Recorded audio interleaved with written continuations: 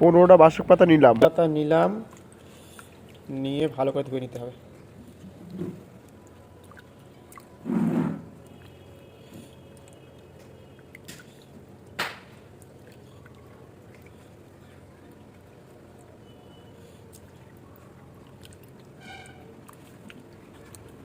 ভালো করে ধুয়ে নিয়ে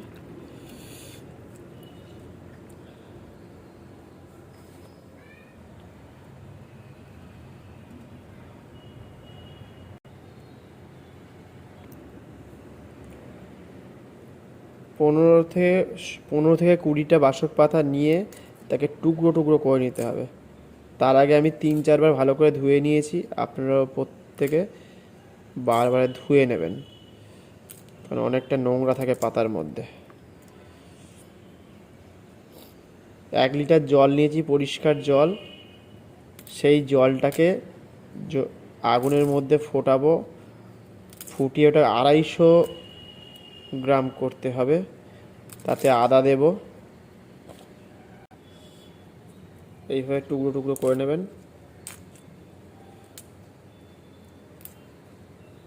ছোট বড় মাঝারি ধরনের পাতা নেবেন।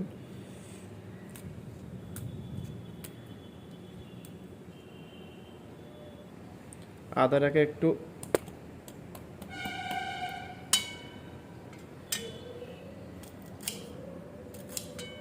টুকরো টুকরো করে নেবেন, নিয়ে তারপরে একটু পেস্ট করে নেবেন।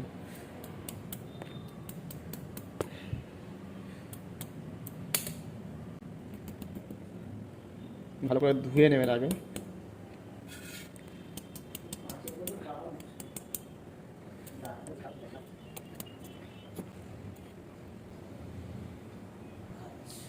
পঞ্চাশ গ্রাম থেকে 60 গ্রাম মতো আদা দিয়ে তাকে টুকরো টুকরো করে এইভাবে দিয়ে দেবেন। কালো গোলমরিচ এতটা পরিমাণ দেবেন, দিয়ে জলে ভালো করে ধুয়ে নেবেন।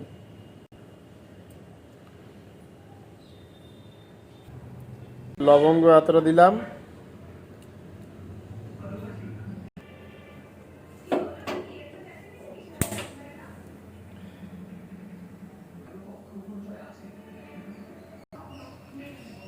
এই 1 লিটার জলের মধ্যে বাসক পাতার টুকরোগুলোকে মিশিয়ে দেওয়া হয়েছে।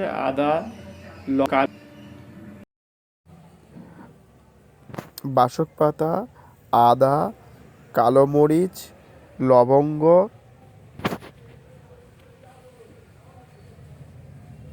এই 4 প্রকার, এবং সঙ্গে যদি দুলালের তাল মিষ্টি থাকে সঙ্গে দিয়ে দেবেন গরম জলের মধ্যে, অথবা সবার যদি না থাকে সবার শেষে মধু দিতে হবে।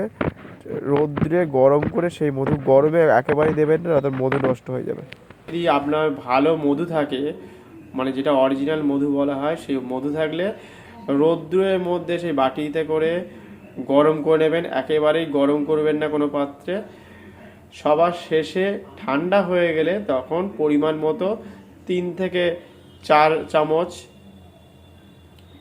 মধু দিয়ে তাতে মিশিয়ে ঠান্ডা করে আস্তে আস্তে করে খাবেন। আর কাঁচের পাত্রে রাখতে হবে। কাঁচের পাত্রে রাখলে আপনি 6 মাস পর্যন্ত রাখতে পারবেন। আর এটা সর্দি কাশি কফ, ভেতরে কালো কালো যা ময়লা আছে, সর্দি কাশি কফ সব থেকে মুক্তি পাবেন। এখন এটা ফুটুক। এখন কম করে 1 ঘন্টার কাছাকাছি, 40-45 মিনিট লাগবে, 1 ঘন্টার কাছাকাছি সময় লাগবে। এখন ফুটছে।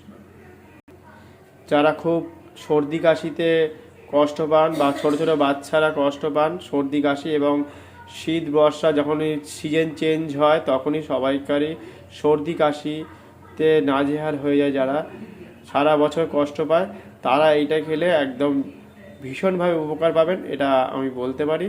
আপনারা বাড়িতে এটা ট্রাই করতে পারেন, ট্রাই করে ব্যবহার করতে পারেন। আমি এটা পরে আবার দেখাচ্ছি। এটা এখন জোরে ফুটিয়ে নিচ্ছি যাতে না জলটা যায়, তাহলে একটু আস্তে করে দেবেন। যখন দেখবেন ফুটে যাচ্ছে বেশি, জল যেন বাইরে না পড়ে যায় খেয়াল রাখবেন। এখন জোরে দিয়েছি, একটু খেয়াল রাখতে হবে মাঝে মধ্যে। একটি ফুটে একদম ঘন একটা আকার ধারণ করবে।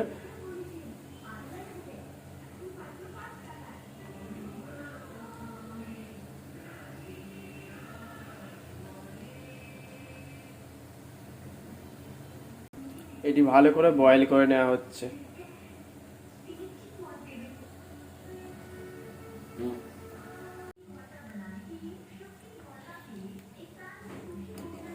যখন ফুটছে তখন আপনাকে কাবাস চিনি অথবা দুলালের তাল মিছরিটা ফুটন্ত অবস্থাতেই দেবেন, কারণ ওটা ফুটবে। আর যারা দুলালের তাল মিছরি অথবা কাবাস চিনি পাচ্ছেন না, ঘরে যেটা আপনার ন্যাচারাল যে মধু আছে সেই মধুটা ফোটাবেন না একেবারেই। সেটা যখন এইটা তৈরি হয়ে যাবে,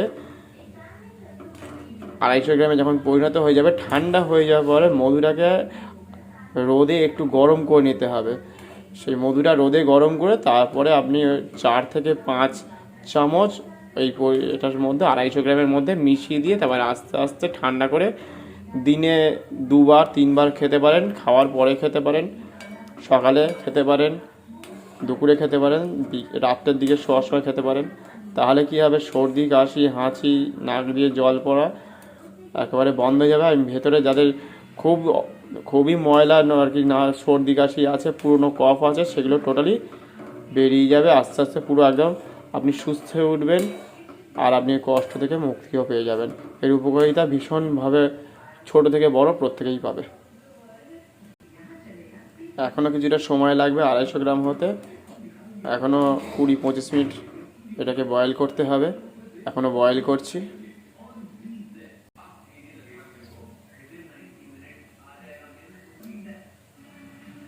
অনেকটাই হয়ে এসছে। এই যে দিয়েছি, এতে মধু আছে।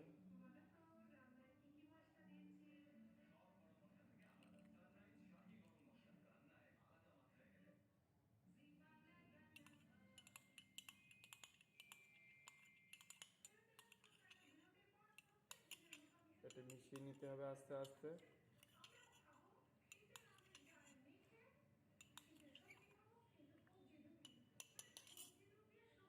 যেমন পরিমাণ নিতে হবে ঠিক তেমন পরিমাণ মধুটা নিয়েছি।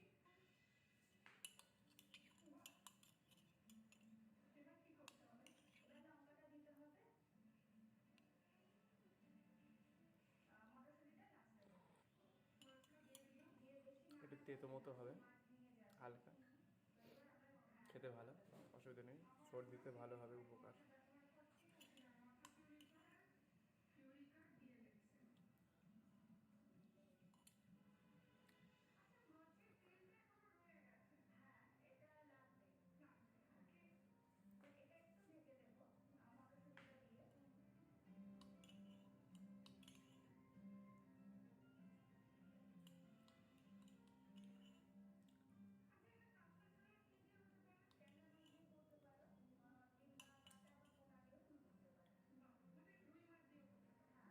সর্দি সর্দি কাশিতে খুবই কাজ দেবে।